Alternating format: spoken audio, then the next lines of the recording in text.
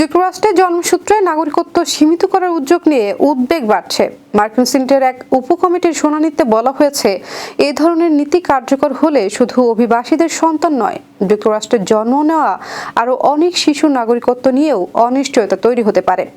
President Donald ট্রাম্পের জারি করা এক নির্বাহী আদেশে যুক্তরাষ্ট্রের সংবিধানের 14তম সংশোধনীতে থাকা জন্মসূত্রে নাগরিকত্বের ব্যাখ্যা নতুনভাবে নির্ধারণের চেষ্টা করা হয়েছে। প্রস্তাবিত এই নীতিতে বলা হয়েছে, শিশুর অন্তত একজন অভিভাবক মার্কিন নাগরিক বা বৈধ স্থায়ী বাসিন্দা না হলে জন্মের সঙ্গে সঙ্গে নাগরিকত্ব নাও পেতে পারে।